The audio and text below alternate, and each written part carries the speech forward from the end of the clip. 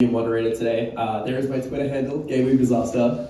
Kind of defines my brand a bit. I'm a freelance journalist, and we all have or are currently working at Kinokuniya, and I do videos for them. Quick shout out. But just as justification for who we are, my anime taste has been varied. I'd probably say my favorite anime of all time is Eva, and rewatching it recently has kind of screwed me up. Yeah. Don't clap this man. Don't clap this man. You don't deserve it. My name's Chris. I'm a pop culture writer and indie comics publisher. I also, I guess, have some anime hot takes. I don't know. My favorite anime is, I guess, like Akira or Perfect Blue. I'm old, I guess. I'm old. Wow. Awesome. I'm Abby. I am actually an ex-Kinokuniya employee. I work in events for UTS.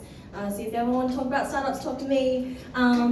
Just casual plug. But also, I used to run a blog on anime reviews, but I gave up on it because I have too much to watch. Don't know if you feel like that. But my favorite animes of the last decade is probably now Rising the Shield Hero. I absolutely adore it. It's fantastic.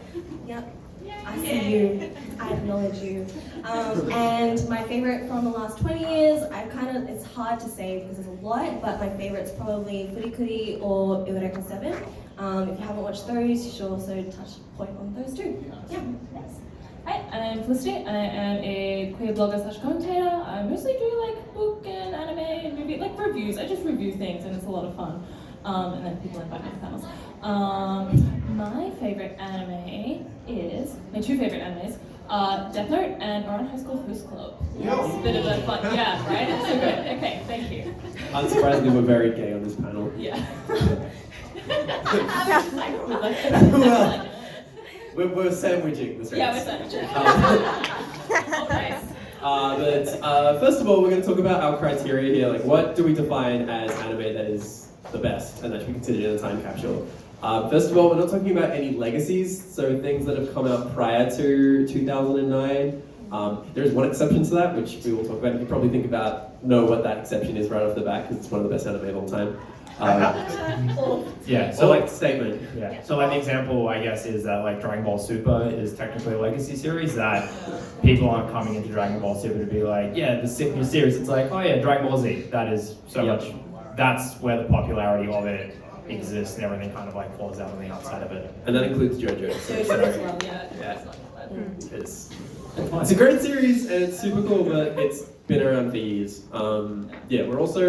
We also looked at the popularity, the cultural relevance, how it impacted the industry. We don't have a necessarily list here, but we're going to go through all of the anime that we think of that meant something and chat about it.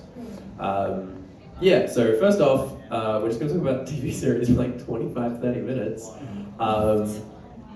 In the last 10 years, there's been a lot of things that have come out. You've seen a lot of, like, Isekai has been a big genre in the last, 10 years, especially after Sword Art Online, or as I call it, Sword Fight Online. There's plenty of things that have come out from that, along with, you're seeing more sports anime and everything, but I wanted to open the crowd to the panel right away and just rapid fire. What is your go-to TV show from the last 10 years? I wouldn't say it's necessarily like my favorite in that I watched the first season and then kind of dropped off because there was a big production time between season 1 and 2. But I would say Attack on Titan has kind of blown up in a way that not a lot of anime series kind of do. That was a series when it was coming out. I had friends who just could not care less about anime coming up to me and being like, have you seen this Titan Attack show? I don't watch this stuff, but this is really cool, man. Really cool characters and designs, and I think that show was super important when Crunchyroll was kind of blowing up. That Crunchyroll got same day streaming release rights or something, and heaps of people were gonna flock into Crunchyroll to kind of buy subscriptions. So yeah, I'd say, well, not necessarily favorite. Attack on Titan is probably the one that stands out the most in the last decade. I'm gonna straight up and be like My Hero Academia.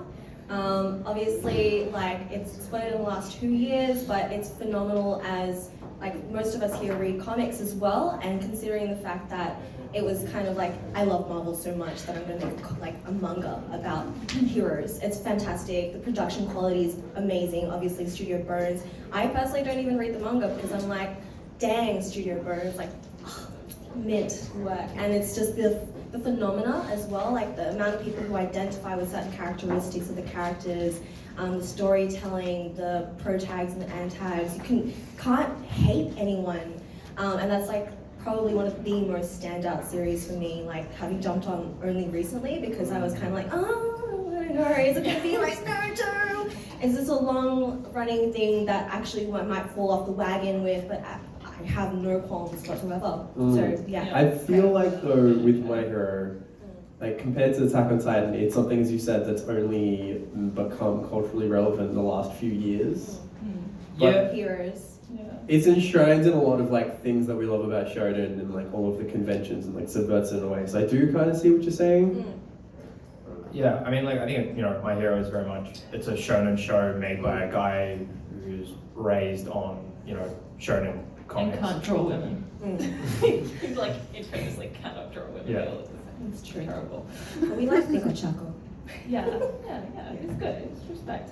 I think one of the ones for me is also like BNHA, but Devil Nine Crybaby was like one of the ones where like it was out on Netflix as well, so a lot of people who weren't usually watching anime had a lot of access to it, and then I think like it got a lot of people talking as well. Like there was a lot of just a lot of people who don't usually watch anime were talking about it and being like, this is like some more serious stuff that like cartoons, I guess, and anime can show people being like, oh, this isn't actually just for kids. I guess. It definitely felt like the moment when people realized that Netflix was a legitimate streaming service for anime. Like that, Agretzko, all of that stuff in the last Couple of years. a couple of years. Violet Evergarden as well. All of these anime that you'd think would originally be seeing on like Mad Men or Crunchyroll and like become a legitimate brand.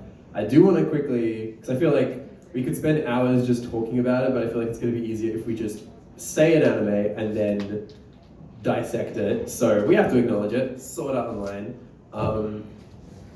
Should it be considered in an anime time capsule? I think it should. Everyone on this panel, when we were working on this, they were like, Sword Art Online sucks, man. It is the worst. And I've never seen it.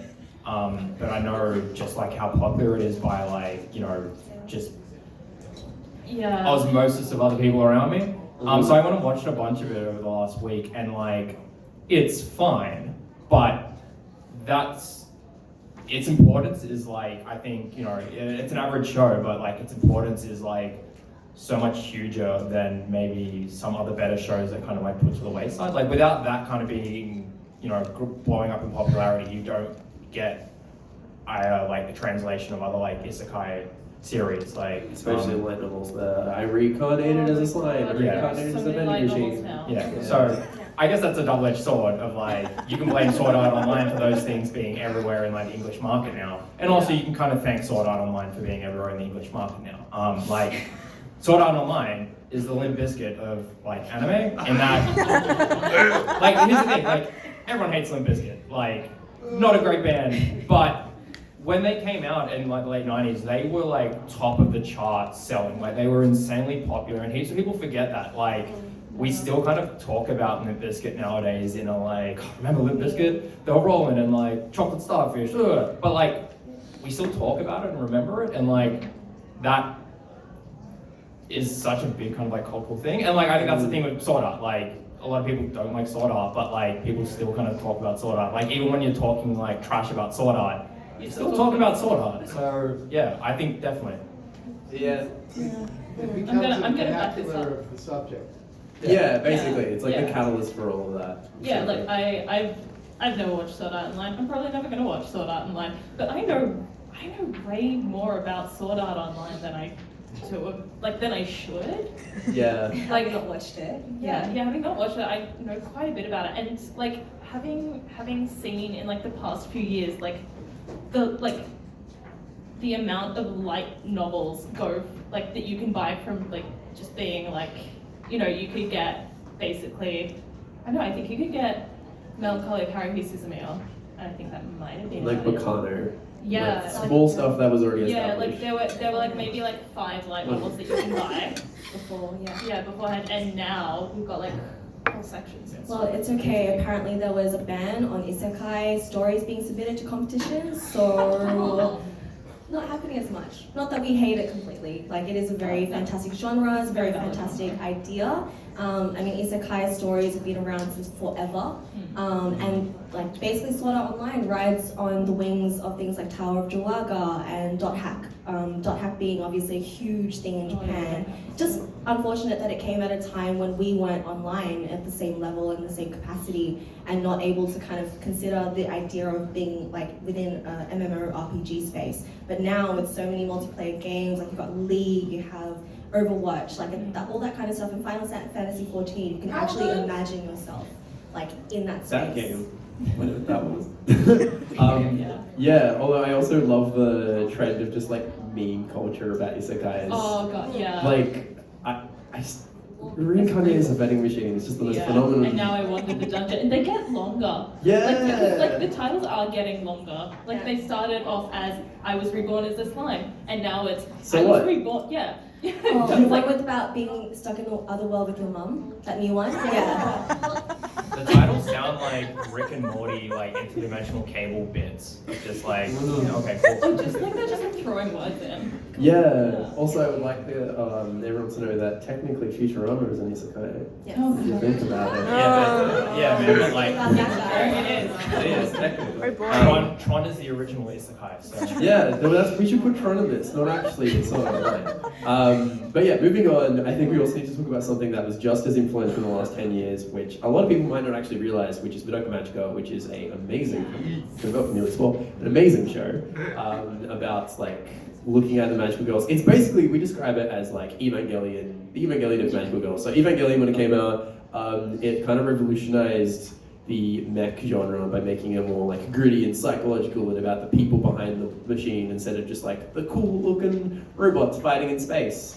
And Madoka Magica kind of did that by taking all these ideas of magical girl genre and the conventions and like breaking it apart with like making it all evolution of becoming a witch and stuff. I'm talking too much, so I'm gonna let y'all start talking about Madoka.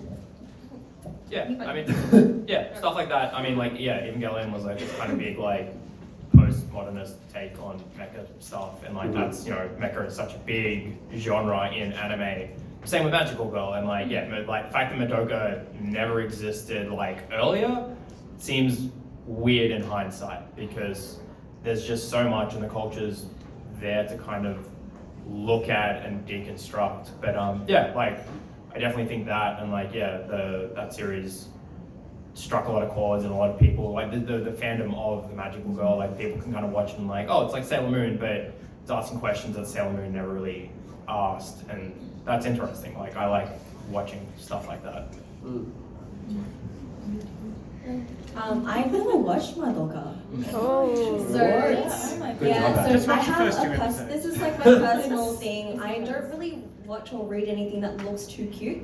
I know that's very strange, but I'm a very visually aesthetic person, and I understand and I get the psychological stuff. I love watching horror films and drama and all this kind of stuff, but I could never, I think it's the perception that little girls are in danger or like young children are in danger. That's why I can't watch Made in Abyss. I know it's a good show.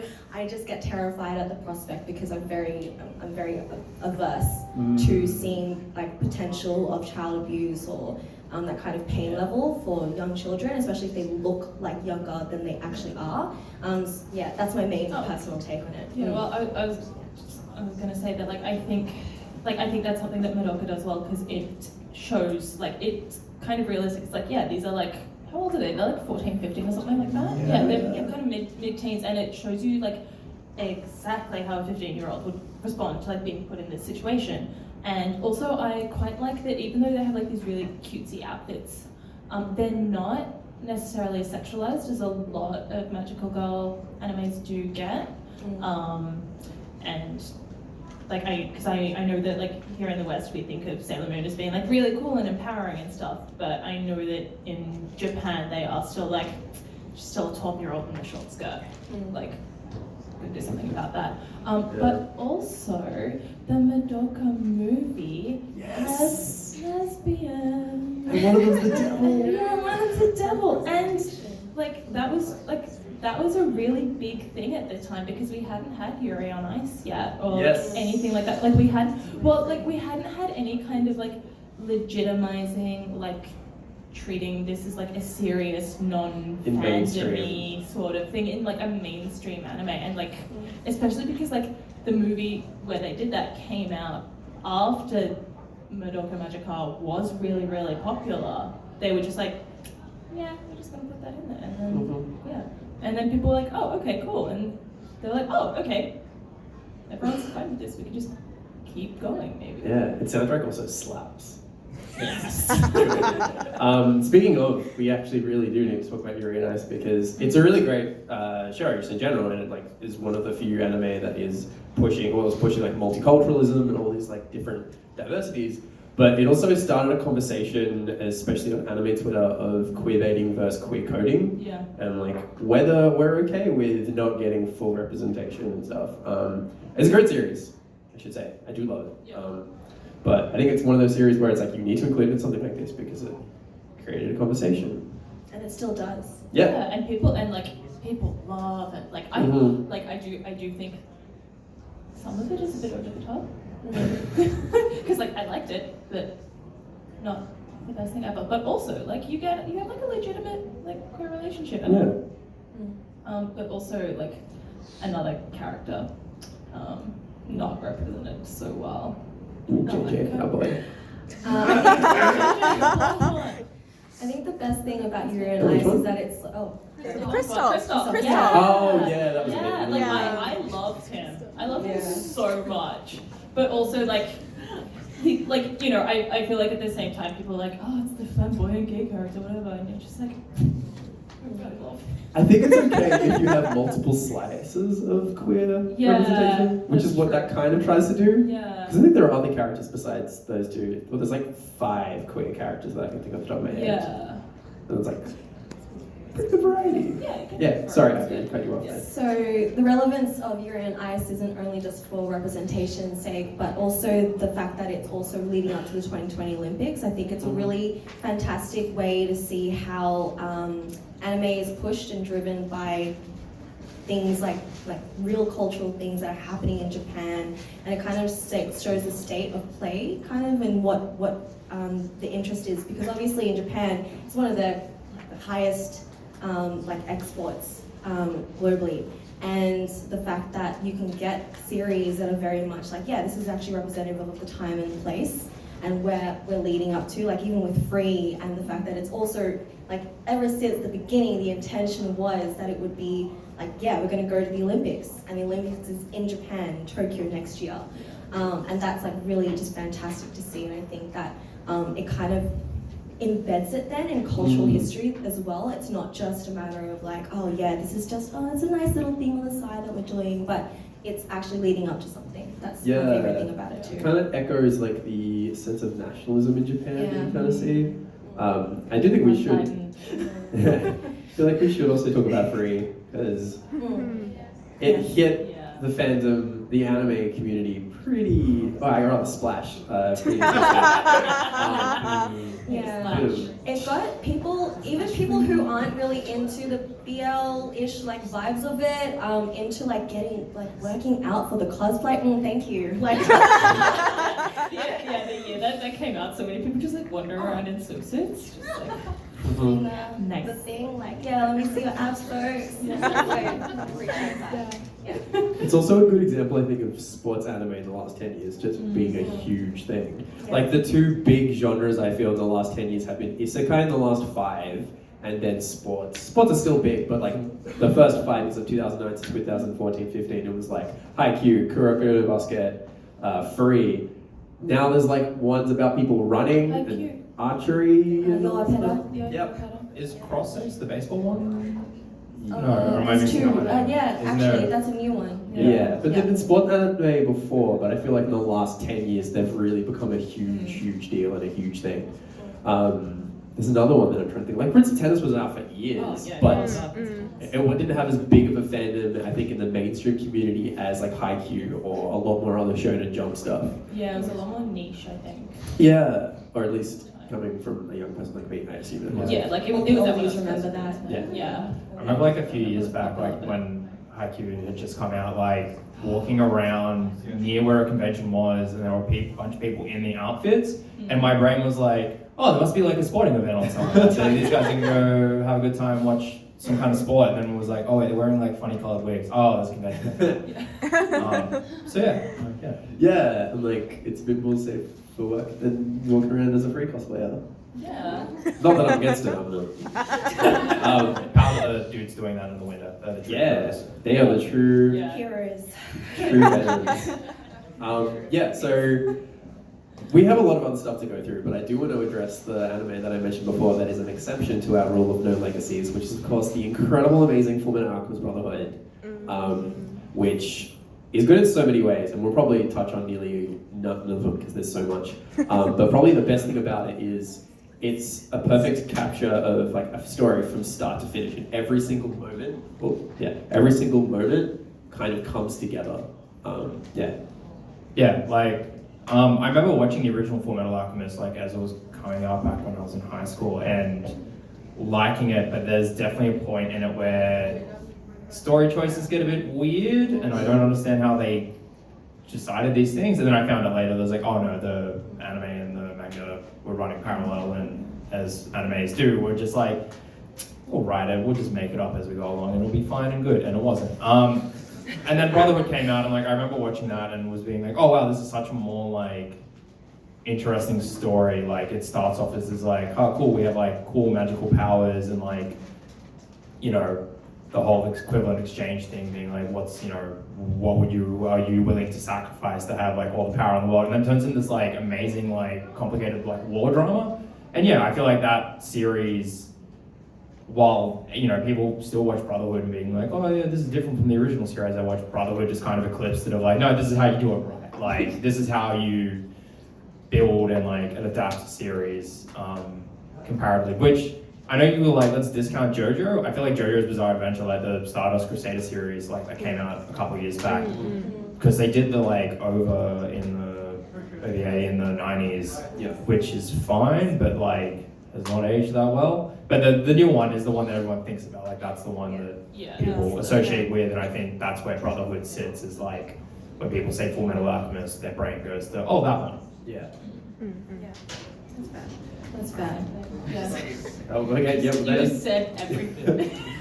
What else In conclusion, to say? Fullmetal Alchemist Brotherhood. Good. No, Yeah. great. Good. Yeah. I mean, we can also add the fact that both of them have it, but we're including Brotherhood also because that Chimera scene screwed up a whole generation of weebs. Oh my god, yeah, Okay. that We don't like talk about that episode. I never Yeah. saw a young girl and a dog together in a yeah, fucking you never same see way. the same. Oh. You never see a small girl and her favorite dog. You just oof. Big oof, big yikes. Yeah, big yikes. So we also want to talk about another show, Psychopaths, which isn't, if you think about it in a way, Psychopaths is, from my understanding when I first watched it, I'm like, oh, it's like Ghost in the Shell, and I hadn't seen Ghost in the Shell, and it's at the time. I've barely seen Psychopaths, and I know that's I wrong. haven't seen Yeah, I was like, I it haven't is seen Psychopaths. either, but I assume that's wrong. Yeah, it is, 100%. Like, after watching both of them individually, it's everything like, oh, okay, this is nothing alike. The only similarity is they both have a go with a gun.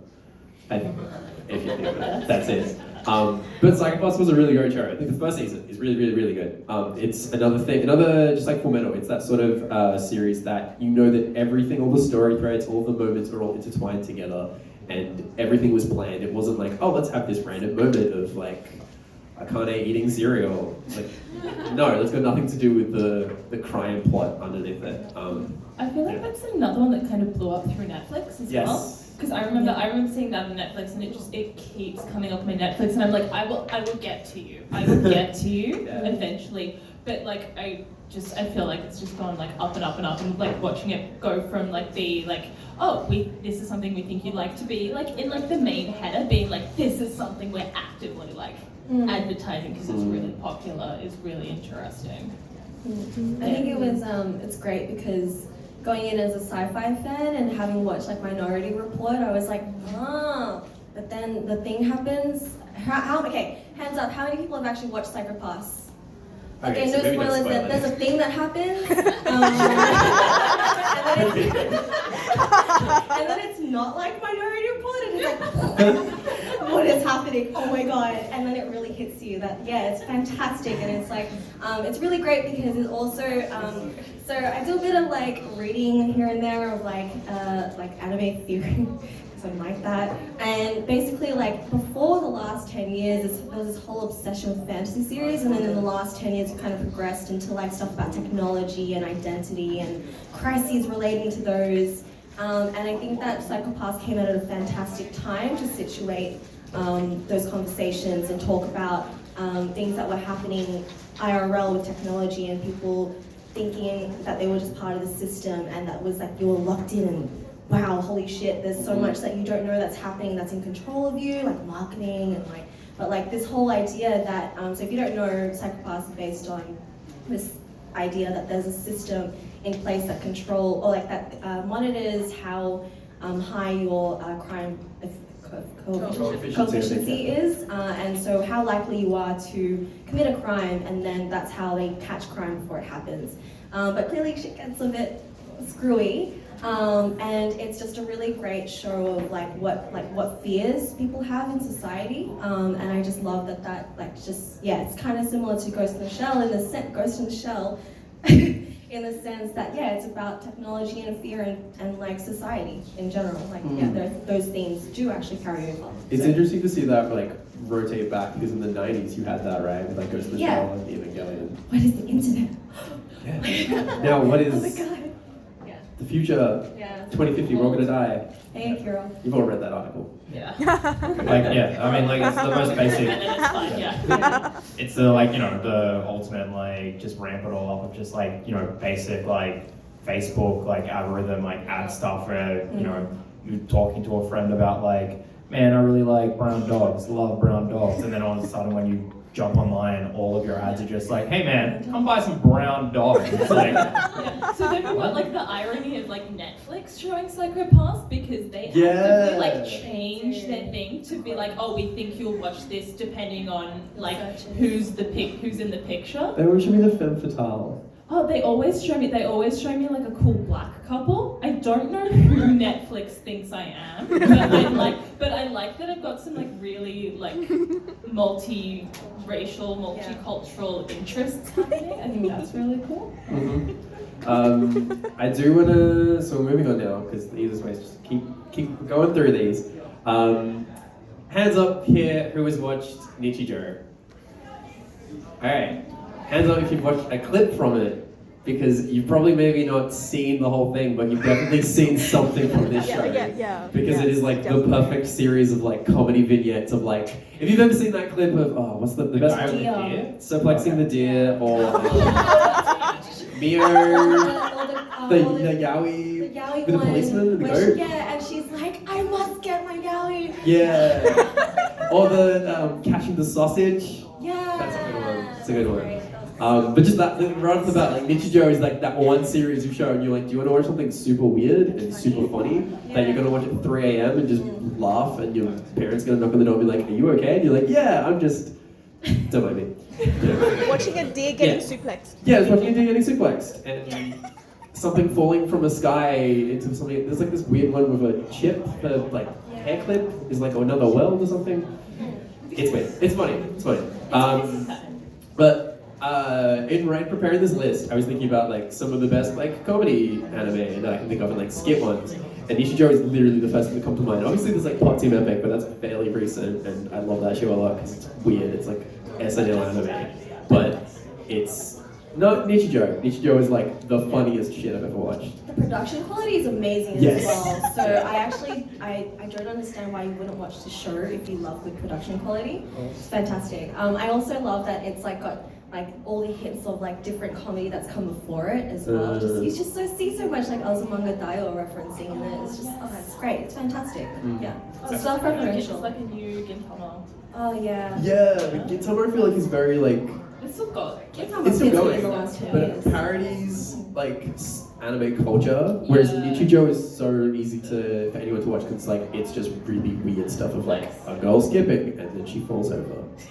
I feel like with like comedy animes, there's always kind of like every decade there's kind of like the one, Mhm. and that's the one everyone remembers and like memes to death and stuff. Like Azumagedaya was Yeah, the one manga, in yeah. the 2000s, and Nichijou is kind of the one. I like like Pop Teen Epic is like super popular, but like after that stopped airing, I just haven't seen anything from it. I see like way more like these really grainy edits of the manga strips more than I actually Yeah. see stuff from Yeah. the anime. So I think in terms of manga, Pop Team Epic is probably the bigger one, but the anime of Nichijou. is- Although I would like to see Pop go throwdown with Mio, just like some like brutal, like ridiculous fight. All right, man, take it to DeviantArt. All right. Well, if you're a DeviantArt, Yeah, they're any Pretty like, good. they're any Yeah, artists. it's right there. Like, yeah. I'll go back to the artist alley and ask for a commission. So next up, I thought we'd talk about. Okay, so I said no legacies, right? And we've been very clear that there's no legacies. And we've talked about Full Metal, and we've mentioned Jojo. But I'm also going to mention Fate Zero because why the hell not? Yes! It's very good. Yes! And Zero or Limited Blade Works? Oh no, I said Zero. Zero. Can I just preface this that I haven't seen Fate Zero, but I've seen Fate Stay Night because that was coming out when I was first on the internet, and I know a lot about the original game. Oh no. Oh yeah. Oh, is it? Oh yeah. It's been Very hentai game, and so like that's kind of people like, oh yeah, Fate Zero, and I'm there just like. It's nothing like that. I mean, the Unlimited Blade Works and Stay Night and like Heavens feels a lot like that. It's very like, I don't know if anyone's seen the latest movie, it's very like, there are moments where you're like, am I in a cinema or am I in like a porn cinema? It's very uncomfortable. Especially as a game. But Fate Zero is, I think, another like super good series that has so much high detail and like the animation is like beautiful. And it's weird that it takes like the Fate series takes like it's always weird to me. The Fate takes people from history and people from legends, like they take Shakespeare in one and turn him into an anime character, and it works. That's why I want to watch it. Yeah, that's Fate Apocrypha, but like it just works in the most weirdest ways. We're like, this is some dope shit. I love this.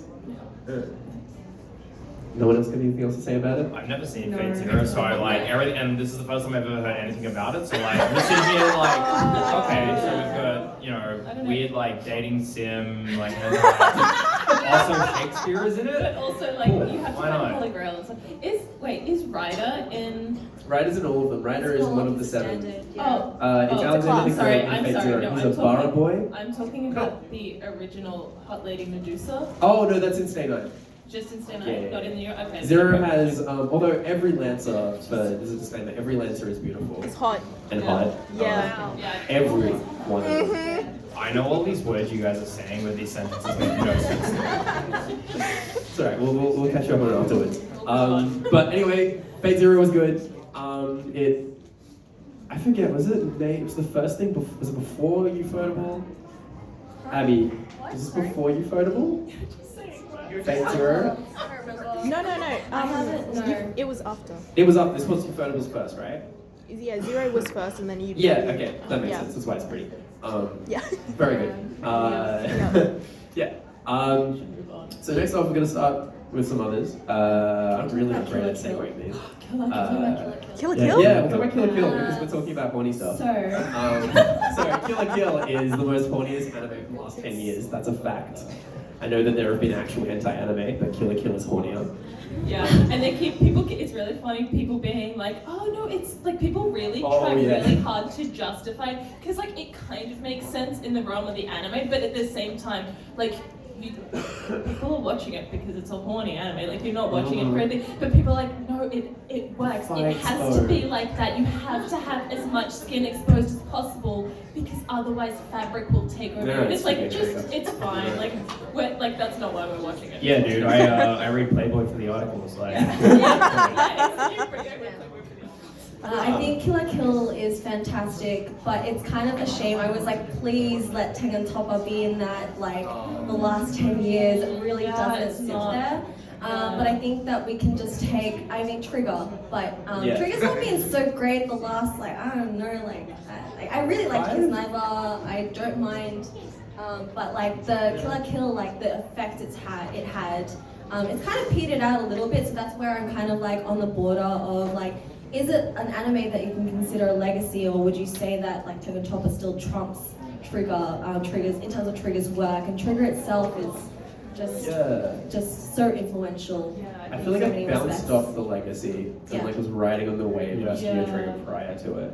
Just like Primaries, which is the new animate that movie that looks literally like every Studio Trigger thing in one. Yeah, I remember watching Kill la Kill and I was like, this looks familiar. And then I went and looked it up. I was like, oh yeah, same guys who did Nichijou all this time. Yeah. But we are putting it on there because it's not in our capsule, but we're including it in this conversation because it's horny. And important because like it blew up at the time. Yeah. Also, we like. It's We horny. mentioned Sword Art Online. We also, I feel like, have to mention some of the other, and Attack on Titan. We have to mention some of the other big stuff that were huge in the last 10 years, namely Tokyo Ghoul, which I think just looking around even now and seeing people dressed up as Kaneki and like just having that mask. And then, like it's the same thing as the Organization 13 coats from Kingdom Hearts, where people would just casually cosplay as them, would just like rock up as a con with that. You just know who it is. What's the group in Akatsuki. Naruto? Yeah, that's it. You know what else that? The Akatsuki, Organization 13, or the Haikyuu. Yeah. Like I feel like that mask is actually something that I saw before I heard about Tokyo Ghoul. Like I saw someone like making a tutorial of like how to make it with like fake nails as teeth and like all of that sort of thing. And I remember just being like, what is this? This is really cool. And then the anime came out and I was like, this is really cool. And then I read all the manga. And then the second season of the anime came out and I was like, Yeah. It's good though.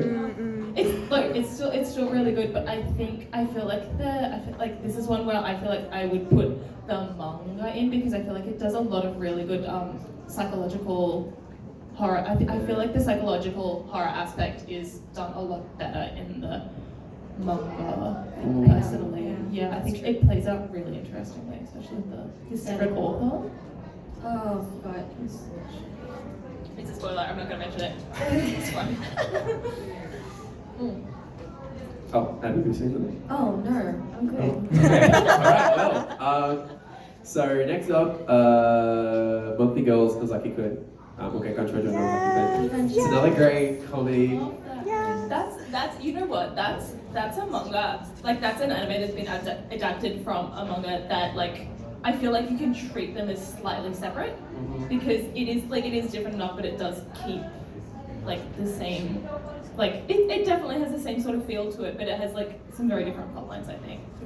Sometimes. But Considering Yonkoma, yeah, it's hard to do. adapting it from a Yonkoma to anime it's always fantastic when you see that, especially like even with stuff like Horimiya originally being a Yonkoma and then like becoming a manga and then getting adapted. It's fantastic. Yeah. Alright. Chris, do you have anything to add about this anime you probably haven't seen? No, I haven't seen it. I like One Punch Man. Has anyone seen that one? Yeah, One Punch Man. Yeah. I see a few other hands. Yeah. Few. It's this little like indie series that a lot of people know about. Yeah, it's really neat. Love Psycho. Yeah. Whoa, that was a good response, folks. Yes, everyone should watch Mob Psycho. I've only watched one episode without subtitles, but I love it. We're a great group of panelists here. Yeah, a few episodes in every show. No, so initially, I was in Hong Kong, watching in our room, and then like clearly it wasn't hard subbed, so it just was like, oh, I guess I'm just watching this, and wow, what is happening? And it was fantastic, great animation, great, and like good memes. Like I see everyone walking around like hot Regan, like Regan's not hot. So yeah, like that's it. That's all my knowledge of Mob Psycho. Yep. I know the amount of people that, I'm just bring it back to One Punch because I don't know how to respond to that. The amount of people that I think legitimately tried the Saitama, like, what is it, 100 push-ups, 100 squats, 100 things. Yes. Everywhere at the time, yeah. And I think that's what got a lot of people ripped for cosplayers. Yeah, I think it really encouraged people to like work out. Yeah, that's legacy. Not the anime itself, but getting weebs fit. Great. So in our last few minutes, I just thought we'd talk about films which There have been a few, some good, some bad. I'm really bad with fireworks, as an aside. It's bad. I just want to put that on blast. But there are 3 big directors that I think define the last 10 years. So obviously Makoto Shinkai. What did he do? No, I'm asking because like people, you might say names and like people won't know. He's directly. Why are you on this panel, Chris? I've seen the film. I was doing it for the crowd. He did 5 centimeters per second, Yeah. Garden of Work. Famously known in the last 10 years before he got named, because that